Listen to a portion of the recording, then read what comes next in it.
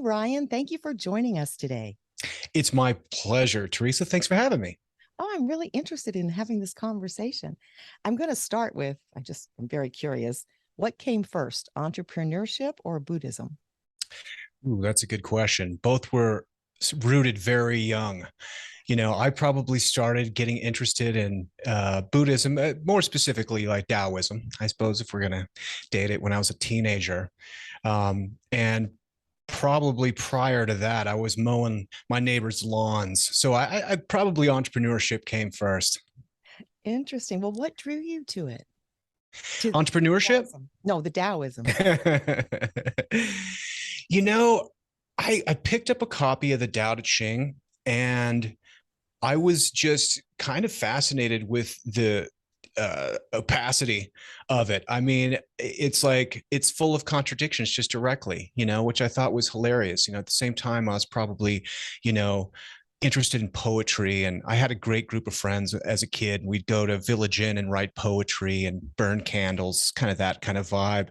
And so kind of, you know, wading in, the Tao Te Ching is the first thing I got, and I read through that and I was like, wow, this is totally don't understand this at all. And so I got some commentary about it and just fell in love with it, because the first chapter of the commentary is largely around the contradiction of the first line, which is the way that can be spoken is not the true way, which is kind of a hilarious way to start a book, just to say, there's nothing I can write to tell you the truth, but I'm going to go ahead and write this out now, And so I started to see some of the winking and some of the humor, that was in the Tao Te Ching, and that kind of took me into like Zen and those things. So that was kind of my entry point.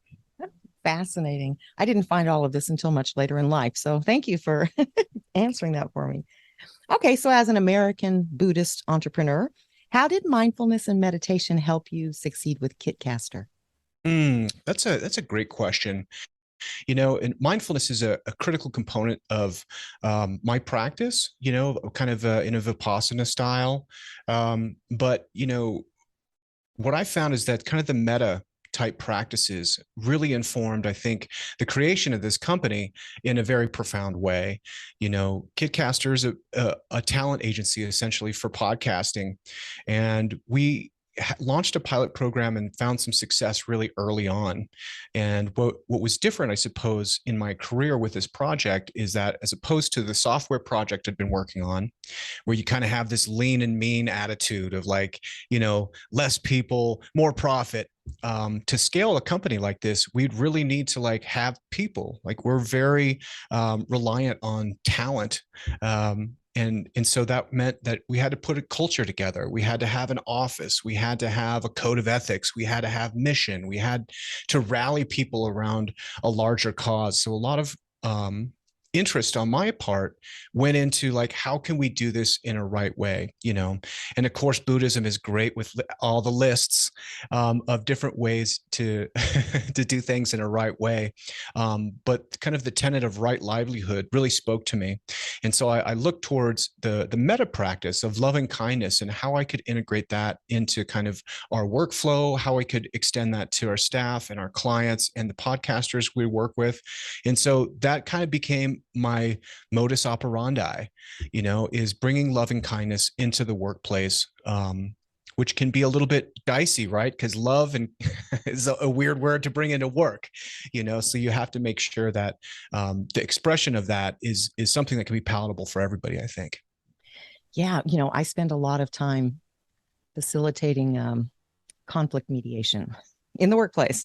So I would love to hear maybe a little bit about what that looks like to bring loving kindness into the workplace instead of what I'm usually dealing with.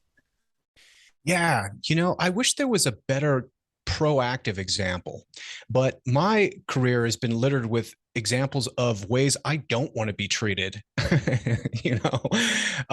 or that's like abusive bosses, or just like throwing people under the bus, and cliques and games, and a lot of these things that I don't want to happen. So it's almost a defensive posture. So, or maybe it's just reverse engineering the results that I do want, so that takes shape in a few different ways. I think where Buddhism has been transformative for me is because at least with American Buddhism, and I'm working on a definition for this, it's not anything to believe. Rather, it's a thing you do. It's a practice. It's something that gets done. And so I wanted to implement something similar where we can all point to a mission statement and be like, that's what we're doing, but that's just words on a page. So one thing that we do is we have these things called Hey Pal cards, which is just a little postcard that's fun, that we'll kind of exchange with each other. So if someone does something nice, they brought in bagels, I just write a little note that says, hey, I love it that you brought in the bagels, and you give it to them. So people are kind of handing out these Hey Pal cards, kind of like Valentine's, as just small ways to show appreciation in a positive way. In a negative sense too, because there's always going to be challenges and things that arise, and figuring out a way that we can manage that in a way that the management of that takes place at work. As a leader, I feel like it's my position to really be respectful and demonstrate the separation of working and not working. I want my staff to have fulfilling lives outside of work.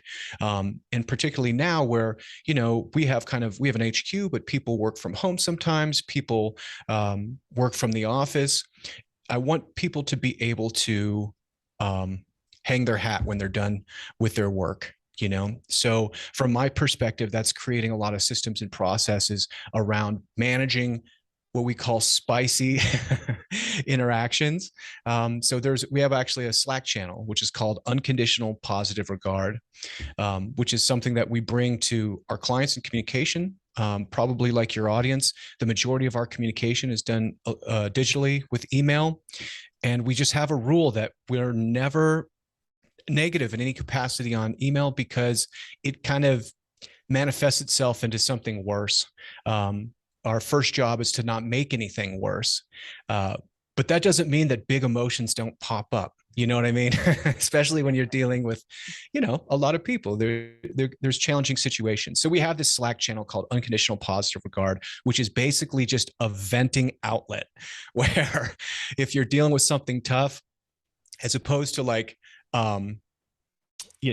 continuing that conversation, bring it over here and let everybody support you and bring it back up. So, working on ways to bring right livelihood into our business is kind of a central effort for me. Oh, I love that. That's fantastic. Yeah. And every company could use that, I have to say. And again, we don't just do conflict mediation. I just seem to be doing a lot of it lately. And I don't know if it's because of the sort of this transition back into some people returning to work, people not wanting to go back into the office, all of that stuff. But things seem to be in flux. So I love those ideas. And we just got back from the podcast movement conference in Dallas. And I have to say, there seems to be a podcast for everything. We saw wrestlers, Bigfoot investigators, finances, of course, a lot of wellness, which is what we focus on. But I'm wondering, what do you think, or what role do you think podcasts play in healing our ailing culture? I read that and I was like, we need that so badly. That's part of what we're trying to do. But what do you think about that? I think about it a couple of different ways. I feel so fortunate to work in podcasting because I do see it as such a healing force. On one side, it seems to stand in opposition to maybe some of the division that happened in this country around social media and just this algorithmic take that we've had for the last 10 or 15 years to kind of silo people in their own bubbles and really get them worked up and actually just reward them for getting worked up. Of course, they're all getting worked up digitally, which is a common trope, right? You might be at each other's throat online on your Instagram page or something, but I almost guarantee that if you met each other for coffee, you're going to meet each other on best terms. Everyone's on their best behavior. There's plenty of hate for American and American culture, but I think one thing that we really excel at is like being friendly to each other. I know we get criticism for that. Why is everyone always smiling here? But that's something that we have that's kind of baked in across the board in American culture, is the desire to meet someone in the middle, at least when you're speaking face to face. And we get a little bit of that here. We're on a Zoom call. but you have the same cues, you have the same intention of like, we're sitting down for this conversation, we're not going to be distracted, our phones are away, they're not beeping and booping at us. We have this a time to give each other and really kind of get to know each other a little bit, that I think is absolutely transformational and healing. It is for me personally when I go on other people's podcasts, and it is when I listen to other people's podcasts. So I think that's a strong component, is just it's undivided attention in the podcast space, but also it's kind of giving people the opportunity to connect as opposed to repel each other. Yeah, well, no, I know it's changing right now more toward video, but I do think that there's an intimacy in podcasting that doesn't exist on a screen, when you're just like on social media. And it is a way for people to connect around a topic, something they have in common or something they want to learn together. And it can provide a space for, let's call it, a calmer discussion about some things that are they get so out of control so quickly on social media. And so I really think that that's an accurate take, and I hope more people listen to podcasts. Yeah. Let's see. Okay, I want to know, what are some of the differences that now you started so young? I don't know if this will actually apply now, but I was wondering if you can remember the difference or some of the differences about your life pre Buddhism or meditation and mindfulness, all of that, versus post. That's a good question. I it's kind of interesting to call yourself a Buddhist in one way. And I've really been experimenting with that, because I think a component of American Buddhism, and maybe a defining component, is kind of a gatekeeping, purity testing. I'm not good enough. I'm a tourist here. I'm not a Buddhist. Some of the kind of negative self-talk is prevalent in the Buddhist community. So to kind of, I think, just confront that in myself, I've really been putting it out there that I am a Buddhist. And what does that mean to me? What does it mean to be an American Buddhist? So how has, Buddhism, which again isn't something I believe, rather it's something I do, kind of influenced my life and seen changes? They're very subtle. I suppose, dabbling in Buddhist scriptures, which are super fun, or Taoist scriptures, or Hindu scriptures, is one thing. But I always felt a little bit like, am I doing this right? Is this what meditation is? That's also a big, strong component of meditation. Until I think, I had some breakthrough moments where I was like, okay, this is right. This is the right path, and I see a direction for me, and a place to be held. So my sitting practice and my walking around practice, I think, have influenced me in very subtle and nuanced ways, but I think in very important and enriching ways. As a young man, I think maybe not unlike a lot of young men in this country, like, anger was a major thing in my life. Like, I just was kind of gripped by it, and for no particular reason. I had a wonderful family and a lot of opportunities growing up, and but it was just, there was a fire in me, which also could be a characteristic of Americans, because after all, we're here for some reason. So I think the contemplative practices have definitely stemmed the anger, or at least shown me how it shows up in my body, and how it also leaves, just kind of the impermanence of that particular emotion was a really important insight. That extends, and that sensitivity, I think, extends to everything. So if I'm kind of an adherent of like a human potential movement, which can be at odds with Buddhism sometimes, it's like, I'm not meditating to become a better person or something, it's not self-improvement. But I do think that self-improvement is important, and I think the way that you can unbiasedly approach yourself is like, how am I feeling in my body right now? How does this make me feel? And becoming more in tuned and more sensitive to emotions that are arising, but also, things that are happening physically, I think, and how that creates calm and stillness. As you're doing different techniques, perhaps it's a body scan. I know for me lately, I've been all wrapped up in my right ankle. Like for some reason, my right ankle is holding some tension. And so by being sensitive to that, which comes from practice, I can intentionally find that tension in my body, relax that into my ankle, which creates overall ease and calm and peace in my body, which ripples outward in, unexpected ways.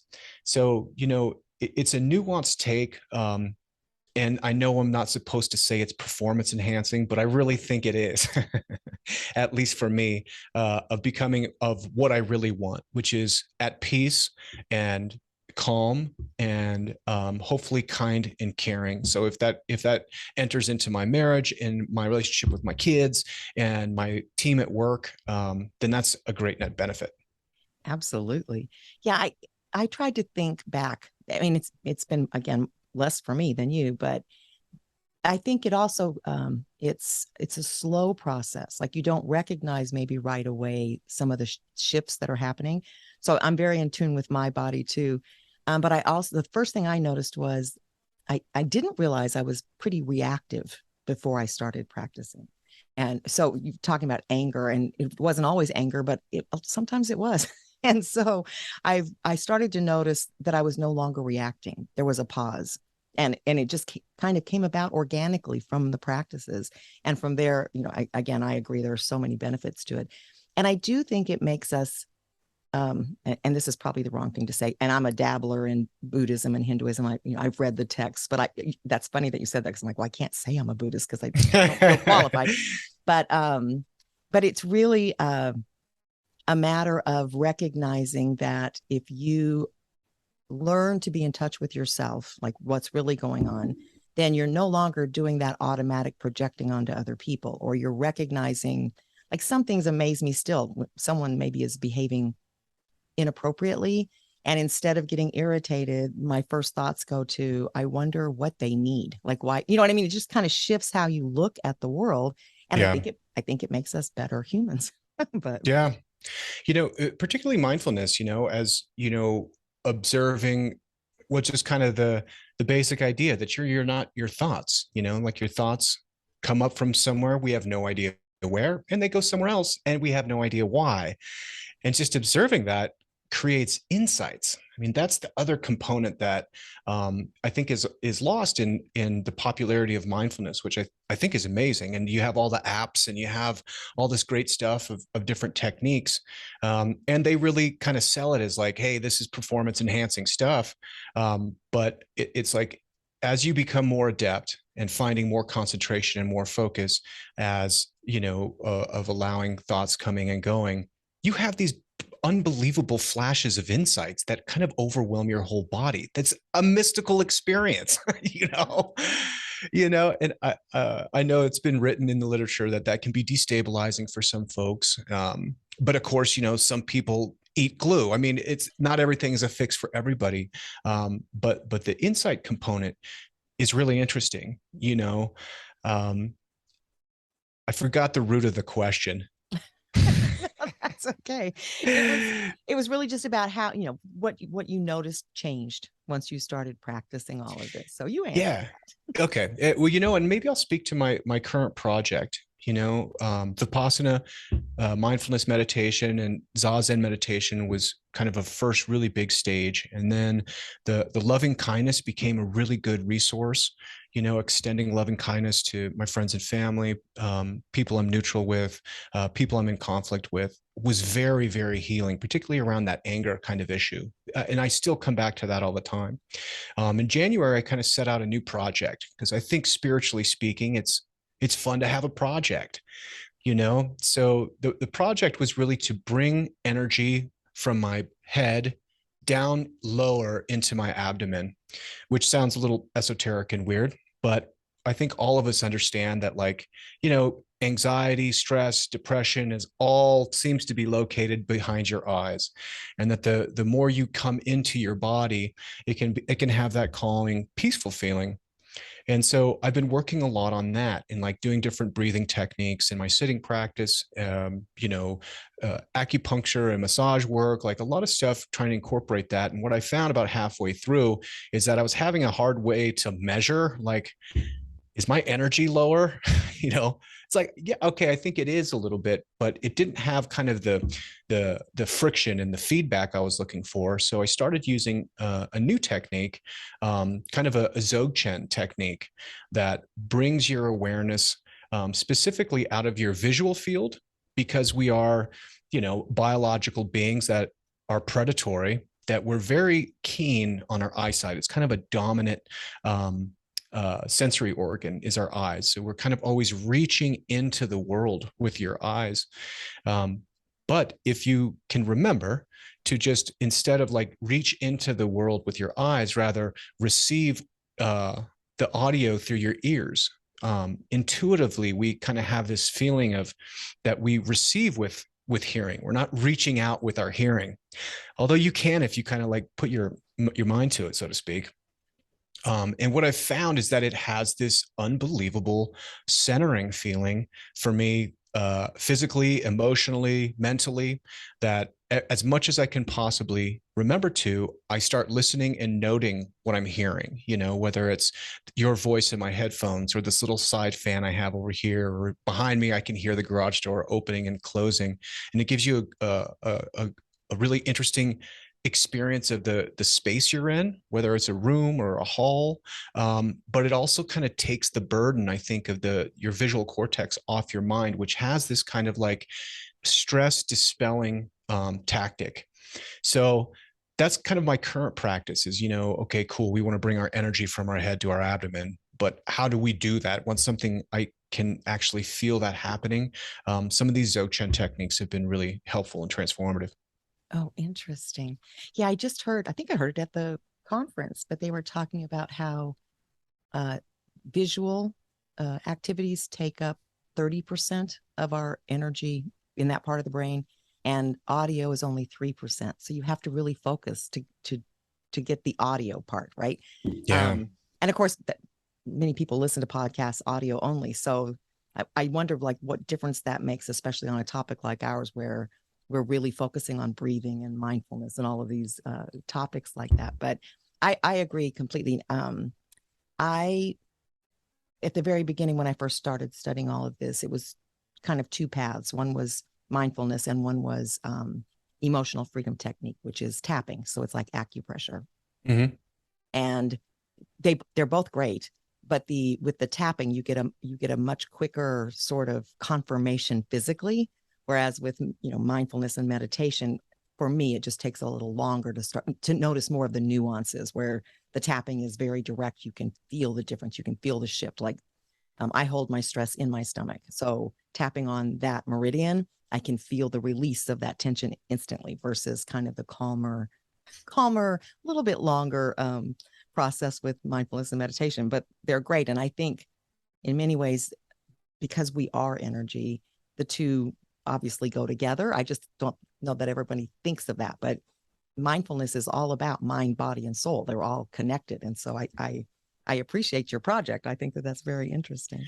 The other component too, probably worth mentioning is kind of, I think, a differentiator for American Buddhism, because we bring our culture into this. And at least for me, like, science is a major part of my upbringing, academic rigor. So I can't help but cringe a little bit when I hear myself saying things like I need to move my energy from my head to my belly, or I'm tracking the meridians and chakras and some of, I'd rather say endocrine system.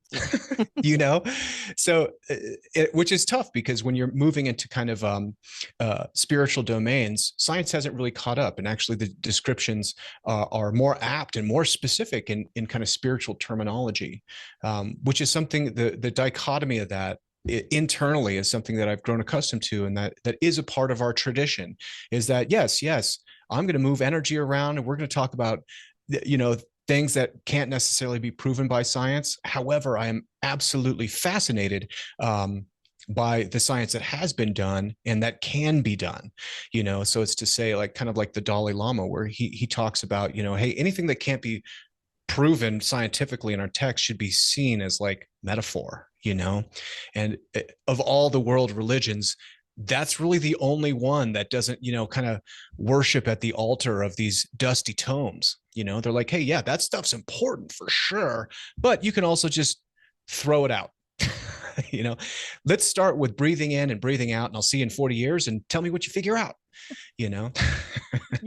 Well, and science, for partly for good reason, is slow, because of all the testing and the length of studies and all of that. But I know even since I've been doing this kind of work, just what they've discovered in neuroscience, which I've had to change things I teach because now they're figuring it out. You know what I mean? And so I think it's the same with anything. It just hasn't caught up yet. And if you experience something and it's effective, or it works for you, or you discover something that you didn't realize you've always had, but now you can access it, then I no longer need science to tell me. But in my work, I need science because same thing. It's like to talk to the main population of the groups I work with, who are largely hospital based. Yeah. They're looking for evidence-based whatever, right? So I always try to find. So it's funny that you said that about the endocrine system, because I'm always looking for words to replace it so that someone doesn't think I'm trying to get religious or woo-woo. But it's like, for goodness sake, the traditions are so ancient and have been around for so long. Yeah.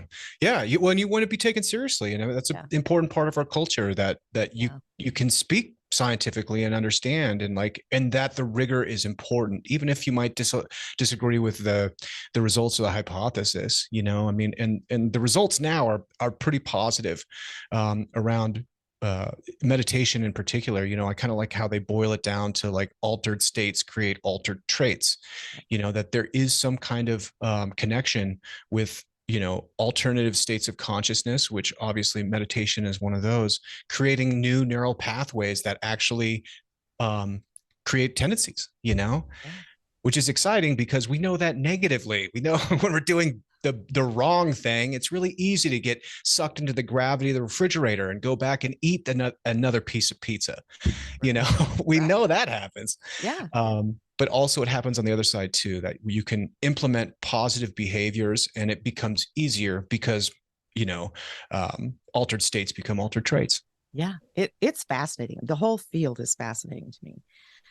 I guess I have just a couple of questions before we have to go. One is, because you are clearly a longtime practitioner of this, do you have any tips for someone who is new to meditation? So I hear a lot of people say, I get frustrated, it's too boring, I don't have time to do it. So do you have any tips you could share for people that feel like they want to, but they just can't quite get through it?